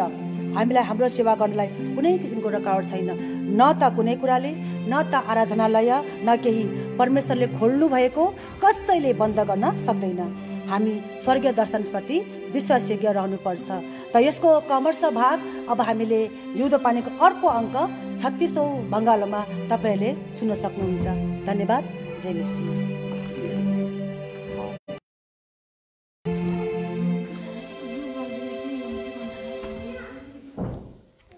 सबैलाई जय मसीह। यो मान्छेले पठन गर्नु गइरहेको भाग किस प्रकारको रहेछ? अङ्क 3 पूर्णाङ्क 35 जिउँदो पानी, पृष्ठ सङ्ख्या 14बाट शीर्षक रहेको छ आप्पा एमजीको माया जुठो भातले पनि प्रमाण दिन्छ। लेखक हुनुहुन्छ भाइ विकास गुरुङज्यू, ठेगाना रहबत सिक्किम सिङताम। तिम्रो प्रेममा हामी ठुलो आनन्द र सान्त्वना पाउँछौँ, किनभने तिमीद्वारा पवित्र जनहरूका हृदय शीतल पारिएका छन्। फिलिपी 1:7। धेरै साल अगाडिको कुरा हो। म मेरो फुपूको छोरी दिदी भेनाको घरमा गएको थिएँ। एक दिनको कुरा, जब हामी खाना खाइरहेको बेलामा भेनाज्यूले मलाई एउटा बालक सम्झी उहाँले खाँदै गर्नुभएको जुठो भात खाने भनेर मेरो थालमा हाल्नै के आँटेको थियो। दिदीले सातो जाने गरी कराउनु भयो, तिम्रो जुठो भात खान्छ नि, कस्तो मान्छे। हामी आफै एकैछिन घोरेर विचार गरौँ त, आफ्नो दिदी भेनाको जुठो भात खानु या दिनु हामी हिचकिचाउँछौँ भने अब पढाइको त कुरै छोडौँ, होइन र?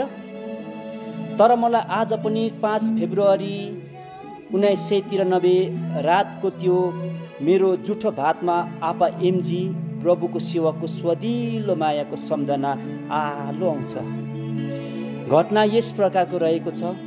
26 जनवरी 1993 मैले मेरो सेवाको बोलवाट पक्का भएर प्रभुको सेवाको घरमा गएको थिएँ र उहाँले मलाई आफ्नै घरमा केही दिनसम्म राख्नुभयो र पठाउनु भएन, तर उहाँकै घरमा राख्नुभयो र उहाँको कान्छा छोरा पनि प्रभुको बोलावट पाएर सेवामा निस्किन लागेको रहेछ, तर कतिपय कारण घरैमा बसिरहनु भएको रहेछ। अब 5 फेब्रुअरीको राति चाहिँ हामी दुवै दाजुभाइलाई रात्रिको भोजन गराइवरी सेवा घरमा पठाउने भयो। अब त्यो रात हामी खानाका लागि टेबलको वरिपरि बसेका थियौँ। अनि भोजनको लागि प्रार्थना सकियो र आमेन भन्ने साथ मैले त खप्प खाना थाले हातले। यसो उहाँलाई हेरेको त आप्पा आमाले त छोरा जोनलाई चम्चीले भात खुवाउनु भयो र भाइ जोनले पनि आपा आमालाई चम्चीले नै खुवाउनु भयो र फेरि आपा एमजी र आमाले मतर्फ फर्केर चम्चीले उहाँहरूको चोखो भात खुवाउनु भयो। वाह, कस्तो स्वाद! त्यो दिन भात भन्दा पनि उहाँहरूको ख्रिस्टको चोखो माया पाए। त्यति मात्र कहाँ हो र? अब के गर्ने? म त परे फसादमा। मैले पनि केही गर्नु पर्यो। म लाजै पचाएर मैले पनि मेरो जुठो भात अघि नै खाइ कति खेप चाटिसकेको हातले सेवक एमजी र आमालाई खुवाइदिन्छु र उहाँहरूले पनि नघिनाइकन स्वादिलो मारेर खाइदिनु भयो। वाह, तपाईँहरूको माया जुठो भातले पनि प्रमाण दिन्छ। तिमीहरूले प्रेमको प्रमाण दियो। 2 कोरिन्थी 12:2-18। निश्चय नै हामी प्रत्येकले उहाँको हृदयमा सबैको निम्ति अट्टी माया देखाउन सक्यौँ। उहाँमा ख्रिस्टको जो प्रेम थियो साँच्चै नै सराहनीय छ, साँच्चै नै सराहनीय छ। धन्यवाद।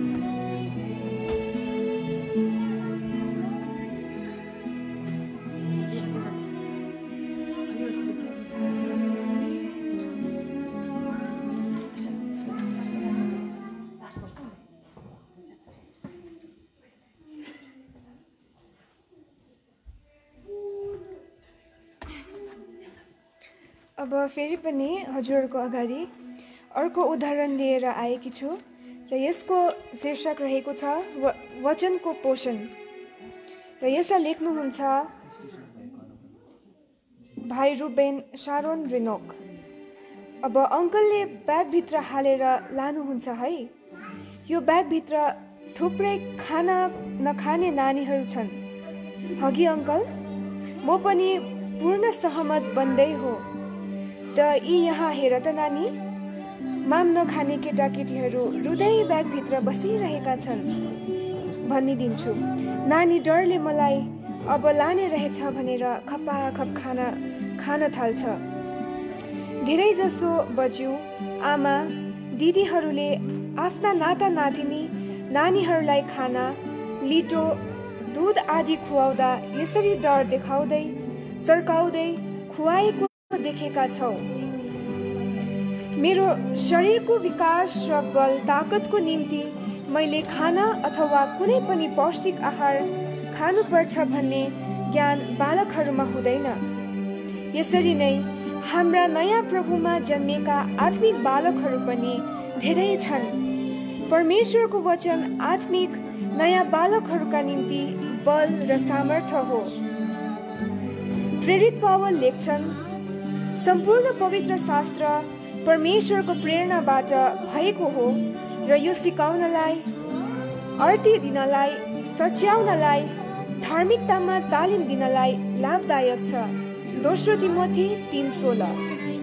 हामी आत्मामा यस्तै नादान बालकहरू चाहिँ भएको कारण माल पाएर जाल नपाएको अवस्थामा छौँ। प्रभुको मण्डलीले धेरै भार उठाएर ठाउँ ठाउँमा पवित्र सभाहरू, युवा शिविरहरू, VVS इत्यादिको आयोजना गर्छन्। यो हाम्रै उन्नतिको निम्ति हो, तर वचन सुन्ने रुचि भने एकदमै थोरैमा मात्र देखिन्छ। परमेश्वरको वचन अनुसार उहाँलाई विश्वास गरेपछि हामी उहाँको सन्तान हुन्छौँ। यूहन्ना 1:12। यदि सन्तान हो भने त उत्तराधिकारी पनि हौ। गलाती 4:7। यो अधिकार जो पृथ्वीको कुनै थोकसँग तुलना हुन सक्दैन। यति धेर मूल्यको स्वर्गीय सम्पत्तिको उत्तराधिकारी हामी हौ, तर हामी ती नादान बालकहरू चाहिँ बनिरह्यौँ भने त्यो अधिकारको योग्य हुँदैनौँ। उत्तराधिकारी जबसम्म बालकै छ, ऊ सबै थोकको मालिक भए तापनि नोकरभन्दा फरक हुँदैन। गलाती 4:1। यसकारण आफ्नो अमूल्य धनको मूल्यलाई बुझाउनमा सहयोग पुर्याउने परमेश्वरको वचनको खुराक खान र खुवाउनमा मण्डलीका आत्मिक बाबु आमा, दाजु भाइ, दिदी बहिनीहरूले यसरी नै डर देखाएर, फकाएर, माया गरेर सहायता पुर्याऊ। धन्यवाद।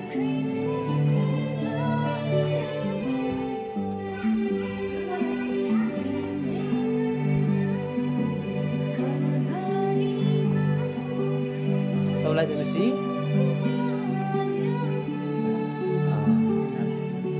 वाचन क्रममा हजुरको अघि मेरो पृष्ठ सङ्ख्या रहेको छ, यो मेरो भाग रहेको छ, धेरै फल फलाऊ, यसको शीर्षक रहेको छ। युवा शिविरको विषयमा यो यसको रहेको छ। यसको प्रस्तुता हुनुहुन्छ पेमा जिम्बा, माउन्ट पिस्का, दार्जिलिङबाट। भजन सङ्ग्रह 145 अध्यायको 4 पदमा यस प्रकारले लेखिएको छ, एक पुस्ताले अर्को पुस्तासित तपाईँका कामहरूको गुणगान गर्नेछ र तपाईँका शक्तिशाली कार्यहरूको बयान गर्नेछ। हाम्रा वृद्ध अग्रजहरूले युवा अवस्थामा दिलो ज्यानले बिना स्वार्थ पवित्र आत्माको अगुवाईमा सेवा गर्दै आज वृद्ध अवस्थामा पुगिसकेका छन्। यसैले आजको युगमा बाँचिरहेका हाम्रा जवान छोराछोरीको आत्मिक रक्षाको निम्ति विगत कैयौँ सालदेखि युवा शिविरहरूको विभिन्न ठाउँहरूमा आयोजना गर्दै आइरहेका छन्, जसमध्ये 1969 सालमा एल्सोदाई कालिम्पोङमा प्रथमपल्ट युवाहरूको आत्मिक जीवनको हितार्थ युवा शिविरको आयोजना गरिएको थियो, जसमा भाइजी पियाकुब अनि भाइजी इम्मानुएल आउनुभएको थियो। त्यस वर्षको आधार वचन यूहन्ना 15 अध्यायको 8 पद धेरै फल फलाऊ थियो। त्यस पश्चात कैयौँ कारणवश त्यस सेवालाई निरन्तरता दिन सकिएन। लामो विश्रान्तिपछि सन् 1997 सालमा फेरि एकपल्ट युवा शिविर गर्ने जमर्को गरियो। यसपल्टको सेवामा भाइजीद्वारा कङडन अनि भाइजी माइकल वुड्स अनि बहिनी सर्ली वुड्स आउनुभएको थियो। फेरि युवा शिविरमा विरामको चिन्ह लाग्यो। अब प्रार्थनामा घोर परिश्रम गर्नु पर्यो, कारण समयले चक्र फेरिसकेको थियो। जवानहरू आत्मिक जीवनमा बाँच्नै नसक्ने समय आइसकेकोले सन् 2003 देखि यता लगातार यस वर्षसम्म युवा शिविर भइरहेकै छ। यो प्रार्थनाले मात्र सम्भव भएको हो। यस प्रकारले युवा शिविर गर्नुको मूल उद्देश्य हाम्रा जवानहरू यस संसारिक महाजालमा नपरोस्, आत्मिक जीवनबाट भङ्गालिएर अन्यत्र नजाओस् भन्ने हो। हुन पनि पहिलाको समय र अहिलेको समयमा ठुलो परिवर्तन आइसकेको छ। सोच विचार आकाङ्क्षाहरूमा धेरै परिवर्तन भइसके। कुनै समयमा पृथ्वी चेप्टो छ भन्ने कुरामा कसैले सन्देह गर्दैन थिए, तर आज विज्ञान एवं सञ्चार माध्यममा दिनहुँ एउटा न एउटा आविष्कार भइरहेकै हुनाले यस युगलाई वैश्वीकरणको युग भन्न सकिन्छ। यस्तो युगमा बाँचिरहेका जवानहरू परीक्षाहरूको चक्रव्यूहमा पर्नु कुनै ठुलो कुरा होइन, तर प्रभु येशूको रगतले दामतिर छुट्याइएका हाम्रा छोराछोरीहरूमा चाहिँ पापको अज्ञानता अन्धविश्वास हराइसकेको हुनाले यस्ता परीक्षाहरूबाट कसौँ टाढा छन्। यसैले होला यस वर्षको यो शिविरमा लगभग 1200 जवानहरू संसारका आमोद प्रमोदलाई वास्ता नगरेर एलसादाई कालिम्पोङको परिसरभित्र 21 जनवरी 9 देखि 26 जनवरी 9 सम्म आत्मिक खुराक पाउनको निम्ति हतारिरहेका थिए। मण्डलीहरूको घोर प्रार्थनाको फलस्वरूप सेवा सञ्चालन गर्नको निम्ति 3 जना प्रभुका सेवकहरू आउनुभएको थियो। जवानहरूको सेवामा प्रचारकहरू पनि जवानै। श्रीलङ्काबाट भाइजी नेभिल सुन्दरम, अहमदाबादबाट जोसेफ क्यानारा अनि दिल्लीबाट भाइजी जेम्स, मुख्य प्रवक्ता नेभिल सुन्दरमले सञ्चालन गर्नुभएको 5 दिने युवा शिविरमा पहाडी क्षेत्रका विभिन्न ठाउँहरू लगायत भुटान, नेपाल, डुवर्स, तराई अञ्चल, उत्तर पूर्वी क्षेत्रबाट जवानहरू भेला भएका थिए। परमेश्वरले ठहराउनु भएको सेवामा कुनै न कुनै विशेषता हुन्छ नै। प्रत्येक सेवा नै लाभदायक आशिषित हुन्छ। तर जवानहरूको सेवाको विषयमा भन्नुपर्दा यस वर्षको सेवा चाहिँ आजको तकनिकी युगसित सुहाउने खालको थियो। युवा शिविरमा सधैँ नै वचनहरू सरल अनि सहज प्रकारका हुन्छन्। बुझ्न नसक्ने कठिन वचनहरू आउँदैनन् भनेर जवानहरू निश्चित हुन्छन्। साँच्चै त्यस्तै भए आधार वचन हिब्रू 12:28 नहल्लने राज्यको बारेमा विस्तारपूर्वक बताउनु भयो। कसरी संसारमा 4वटा शक्तिशाली राज्यहरू, बाबेलको राज्य, मादी र फारसीको राज्य, ग्रिकहरूको राज्य, त्यसपछि रोमीहरूको राज्य, सबै राज्यहरू हल्लिए, चकनाचुर भए। तर प्रभु येशू ख्रीष्टको राज्य चाहिँ सदा स्थिर र अडिग छ, जुन राज्य चाहिँ हामीलाई दिने प्रतिज्ञा गर्नुभएको छ। यस वर्षको वचन चाहिँ 20औं शताब्दीदेखि यता धेरै अघि लम्किसकेको वैज्ञानिक समयको जवानहरूको आत्मिक आवश्यकता र अभावलाई मध्यनजर राखेर दिनुभएको थियो। यसरी नै र्याप्चरको समयमा प्रभु येशूले पृथ्वीबाट खाटी क्रिस्चियनहरू लानुहुन्छ। संसारमा क्रिस्चियनहरू हराए भनेर चारैतिर खैला बैला हलचल मचिन्छ, तर जीवन ठिक नभएका झुटा शिक्षामा विश्वास गर्ने ठुला पदमा आसीन क्रिस्चियनहरू टेलिभिजनको अघि आएर भन्छन्, क्रिस्चियनहरूलाई मात्र लगेका होइनन्, हामी पनि क्रिस्चियन नै हौ, अनि हामीलाई त लगेन नि त, एलियन आएर मानिसलाई लगेको हो भन्ने झुटो कुरालाई प्रचार गरिदिन्छन्। अनि मानिसहरूले यो ठुलो झुटलाई मन पराएर विश्वास गर्छन्। यसबाहेक इन्टरनेटको कतिपय नकारात्मक पक्षहरूलाई लिएर जुन प्रकारले विश्लेषण गर्नुभयो, यो जवानहरूको जीवनमा कौतूहलको विषय बनेको थियो। अब टाढोबाट हेर्दा सुन्दर देखिने दामी महँगो फुलदानी, तर नजिकबाट हेर्दा फुटेको, काम नलाग्ने, ठाउँ मात्र ओगट्ने उदाहरणलाई हाम्रो जीवनसित सुन्दर प्रकारले तुलना गर्नुभएको थियो। यस वचनले हामी प्रत्येक विश्वासीहरूको ढोङ्गी जीवनलाई दर्पण जस्तो छर्लङ्ग पारिदिएको थियो। अनि विज्ञानसित सम्बन्धित इभोल्युसन एन्ड क्रिएसनमा आधारित वचनहरूले पनि सबै चकित भएका थिए। अब्नेर किन हेब्रोनको ढोकामै मूर्ख जस्तै मृत्युमा परे भन्ने वचनले प्रत्येक जवानहरूलाई सचेत तुल्याएका थिए, किनकि स्वर्गको ढोकामै पनि हामी धोकामा पर्न सक्छौँ अनि हाम्रो कदम थाहा नपाई नरकतिर लम्किसकेको हुन सक्छ। एलसादाईको भव्य र हार्दिक तत्परतामा श्रृङ्खलित 5 दिने उक्त सेवामा जवानहरू मात्र नभएर हाम्रा आमा, बाबा, अङ्कल, आन्टी, बडा बडी, बाजे बोजूहरू पनि उपस्थित थिए। वचनको सेवा पछिका फुर्सदका समयहरूमा भान्साघरमा परिसर साफसफाइ गर्नमा, औषधि बाँड्नमा, पञ्जीकरण गर्ने ठाउँमा सक्रिय भई काम सघाइरहेका थिए। स्वयं सेविकाको रूपमा उहाँहरू पनि सायद परमेश्वरको वचनको तृष्णाले नै जवानहरूको सेवामा आएका थिए। किनकि जसले युवा शिविरको स्वाद चाखेका छन्, यसको महत्त्व उनीहरूलाई मात्र थाहा हुन्छ। यसबाहेक यस सेवालाई सहयोग पुर्याउन 80 जना सल्लाहकारहरू पनि स्वेच्छापूर्वक अघि आएका थिए। आफूलाई आधुनिक भन्न रुचाउने यो दशक सायद युवाहरूको नै होला। यसैले परिवर्तित समयको माग र अनुकूलता अनुसार नै यस वर्षको सङ्गति आयोजना गरेका थिए। हाम्रा जवान सङ्गीतकार गायकहरूले मानवको सृष्टिकालदेखि आजसम्म कलाको महिमा कहिल्यै कम भएन। किनकि कलाविहीन व्यक्ति, समाज तथा राष्ट्रमा कल्पना समेत गर्न सकिँदैन। यस तथ्यलाई पनि सत्य ठहर्याए हाम्रा युवाहरूले। अन्तिम दिनको सेवा प्रतिभाको खोजीमा यस सेवामा जवानहरूले आफ्नो योग्यताअनुसार गाउन, बजाउन, कविता सुनाउन, युवा शिविरमा पाएका आशिषहरू बाँड्न सक्थे। यस वर्ष प्राय जसोले आफ्नो सुरिलो स्वरमा गीत गाएर, स्तुति गाएर सबैलाई मुग्ध पारे भने कतिले आशिष बाँडे, कतिले वादनहरू बजाए। तर गाउनेहरूको सङ्ख्या चाहिँ एकदमै धेरै मात्रामा थिए।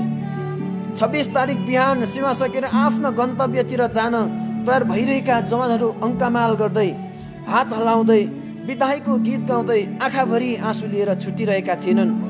दृश्य अर्कै थियो। रोबोट, कम्प्युटर, मोबाइल, फ्याक्स र इमेलको जमाना भएकै जवानहरू आत्मिक रूपले हृष्टपुष्ट भएर आफ्ना घरमा मण्डलीमा गएर आफूले पाएका आशिषहरू बाँड्न हतारिँदै गाडीमा चढ्दै गइरहेका थिए। युवा शिविरले आत्मिक सुरक्षा कहाँसम्म गर्न सक्छ? गइरहने यसको उत्तर यस प्रकारले पाउँछौँ।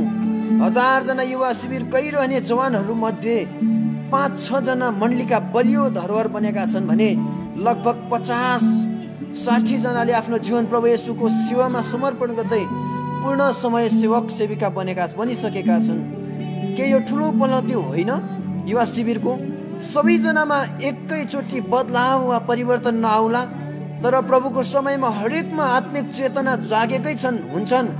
यस प्रकारका गवाईहरू उनीहरूको मुखबाट नै सुनिरहेका छौँ। सन् 2003 सालदेखि यता लगातार युवा शिविरमा आएका वचनहरूलाई हेऱ्यौँ भने यी सबै प्रतिज्ञाहरूले जवानहरूलाई दिने, बलियो बनाउने अनि तयार हुने विषयहरूलाई नै जोड दिएका छन्। यस कुरालाई युवा शिविरमा आएका यी आधार वचनहरूले प्रमाणित गर्दछ। सन् 2003 मा भाइजी पाउल सुधाकर आउनु भएको थियो अनि आधार वचन एफएससी 1:22-23। 2004 मा भाइजी पाउल सुधाकर, भाइजी प्रदीप सिन्हा अनि आधार वचन प्रकाश 2:25 पद। सन् 2005 सालमा भाइजी पाउल सुधाकर, भाइजी प्रदीप सिन्हा अनि हनुक सिंह अनि आधार वचन दानियल 11:32 पद रहेको थियो। सन् 2006 सालमा भाइजी पाउल सुधाकर, भाइजी प्रदीप सिन्हा अनि आधार वचन प्रकाश 2:25 पद। 2007 सालमा भाइजी थियोडर रेजिनाल्ड, भाइजी जोसेफ क्यानारा, आधार वचन रहेको थियो नहेमा 2:17 पद। सन् 2008 सालमा भाइजी नेमिल सुन्दरम, भाइजी जोसेफ क्यानारा, आधार वचन रोमी 8:37 पद। सन् 2009 सालमा भाइजी नेमिल सुन्दरम, भाइजी जोसेफ क्यानारा, भाइजी जेम्स, आधार वचन हिब्रू 12:28 पद रहेको थियो। तर विडम्बना यो छ कि युवा शिविरमा गएर केही परिवर्तन भएन भनेर अभिभावकहरूको गनगन सुनेका छौँ। किन परिवर्तन भएन? अथवा भएकाहरू पनि फेरि किन जस्ताको त्यस्तै भए त? दोष युवा शिविरको हो कि कसको? आजको युगमा कोही पनि अज्ञान र मूर्ख छैन। विद्या स्तरीय प्रकारले प्रचार भइरहेछ। तकनिकीय व्यवस्था अघि बढ्दैछ। हरेक कुरोलाई वैज्ञानिक दृष्टिकोणले हेर्छन्। यस्तो समयमा युवा शिविरबाट फर्केका युवाहरूले आफ्नो मण्डलीहरूमा गहकिलो आत्मिक खुराक पाउँदैछन् त? 5 दिन संसार भुलेर स्वादिला रसिला पौष्टिक मिठा मिठा व्यञ्जन खाएर हृष्टपुष्ट जोसिलो फुर्तिलो भएर आएका जवानहरूलाई त्यही स्तरको खाना खुवाइँदैछ त, स्याहार सुसार गरिँदैछ त? यो प्रश्न कसलाई जाने हो? बेशक मलाई, हामी अभिभावकलाई अनि मण्डलीलाई पनि। उदाहरणका निम्ति एकजना कुशल फुटबल खेलाडीलाई तिमी नखेला भनेर अर्को मानिस जसले कहिल्यै फुटबल समाएकै छैन तर उसको सुडौल बलियो जिउडाल देखेर तिमी खेल भनेर मैदानमा उतारिदिए भने त्यो मानिसले के गर्ला त? गोली छुनु पाउनु त बेग्लै कुरो, उसले हात वा खुट्टा त भचाएकै हुन्छ, या टोलीको नराम्रो हार हुन्छ। के यस्तो दशा त हाम्रो मण्डलीहरूमा? के यस्तो दशा छ हाम्रो मण्डलीहरूमा? हाम्रा युवा पिँढी भोलिको मण्डलीको कर्णधार हुन्। यी युवाहरूको उत्तरदायित्व छ भोलिको दिनमा आउने नयाँ पिँढीलाई वा मण्डलीलाई बचाउने, स्याहार सुसार गर्ने, यिनीहरूको संरक्षण हामीले कसरी गर्नुपर्ने भन्ने विषयमा गम्भीर भएर नसोचौँ। धन्यवाद।